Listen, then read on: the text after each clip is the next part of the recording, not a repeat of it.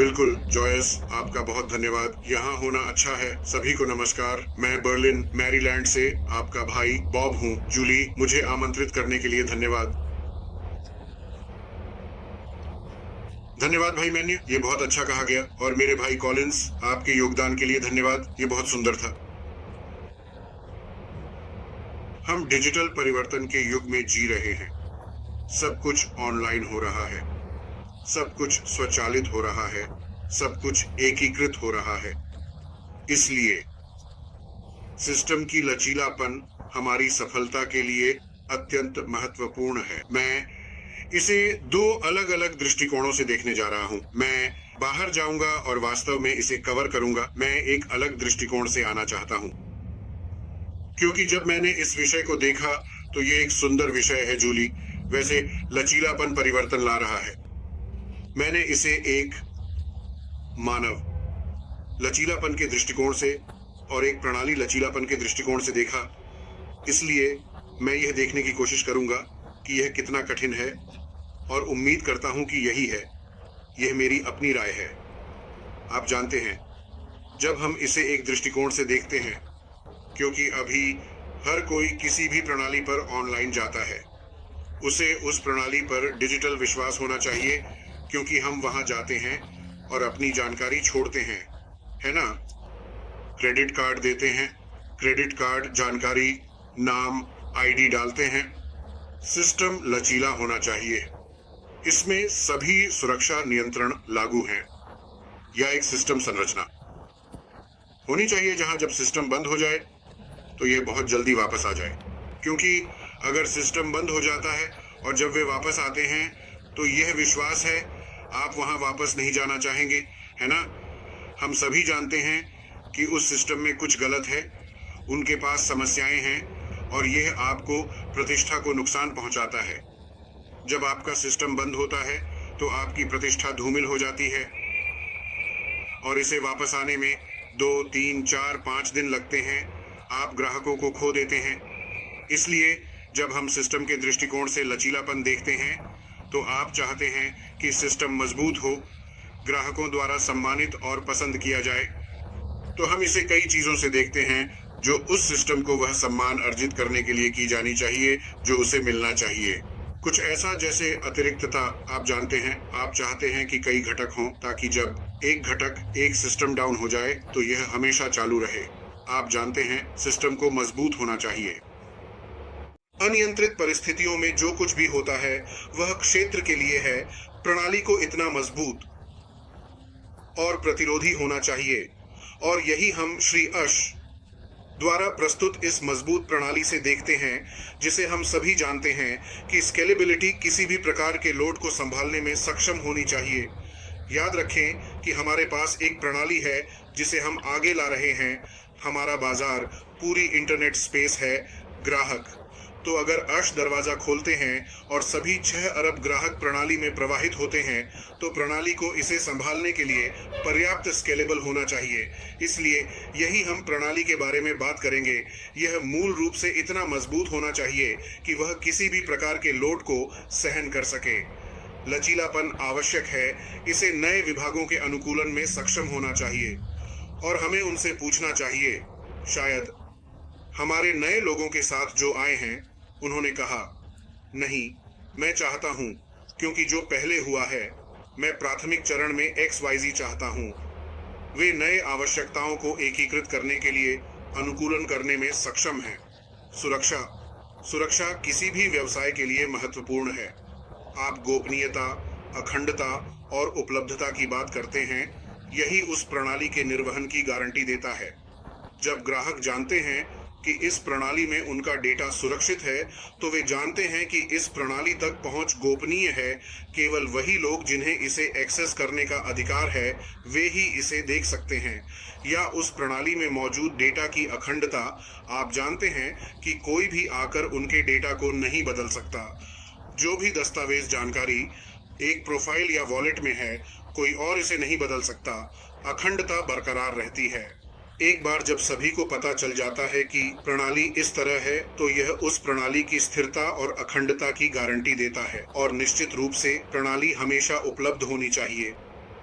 जब भी आप उस प्रणाली तक पहुंचना चाहते हैं तो यह उपलब्ध होनी चाहिए। फिर आता है जिसे हम व्यवसाय निरंतरता और आपदा पुनर्प्राप्ति कहते हैं। उन्हें एक मजबूत व्यवसाय निरंतरता और आपदा पुनर्प्राप्ति योजना के साथ एक आकस्मिक योजना होनी चाहिए। यह अच्छी तरह से डिजाइन की गई, स्पष्ट रूप से वर्णित और परीक्षण की गई होनी चाहिए ताकि किसी भी आपात स्थिति या डाउन टाइम की स्थिति में जो भी उनके साथ था हम उस कोड को उठा सके। कोई भी इसे प्रोजेक्ट में रख सकता है।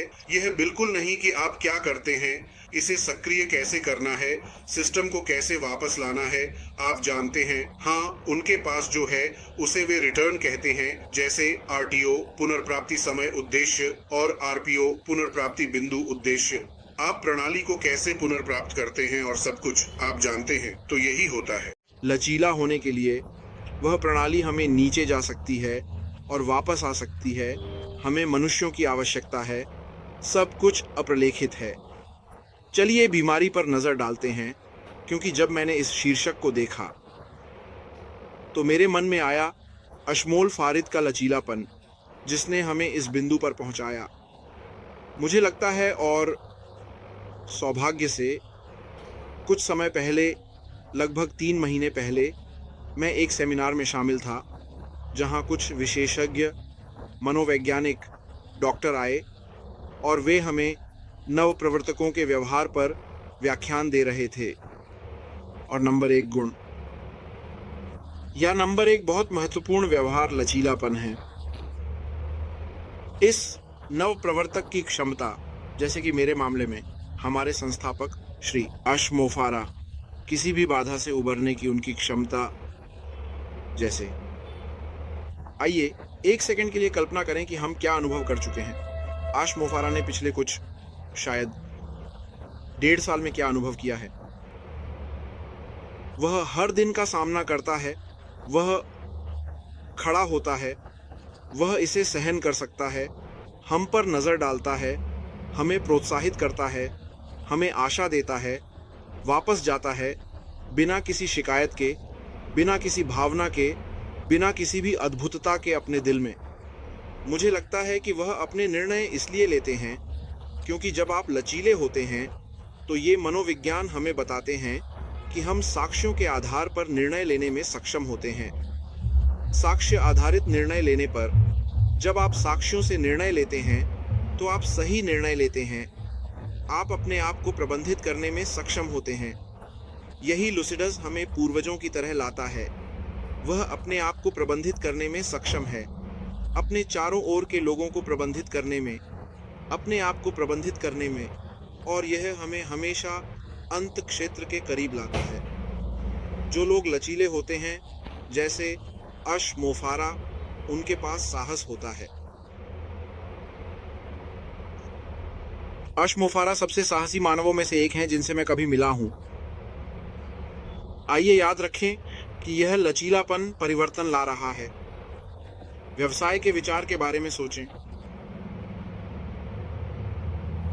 इस दुनिया में ऐसा कुछ नहीं है जो हमें पता है जो हैशबैक व्यवसाय के विचार के समान है। इसका मतलब है कि मैं एक प्रणाली बनाने जा रहा हूं। मैं आपको एक प्रणाली ला रहा हूं और आप अधिक कमाते हैं, कम करते हैं और अधिक प्राप्त करते हैं ताकि आप मानवता की मदद कर सकें। मैं आपको एक प्रणाली देने जा रहा हूं। एक बार जब यह एकीकृत हो जाए तो सब कुछ अंदर होगा। आपको कहीं जाने की आवश्यकता नहीं है। आपको जो कुछ भी चाहिए वह सब कुछ मिलेगा। यह एकीकृत स्वचालित एकल साइन ऑन है। आप आते हैं और आपके पास सब कुछ है। यदि आप अभी किसी प्रणाली के बारे में जानते हैं तो यह अश मोफारा की यह दृढ़ता और साहस है।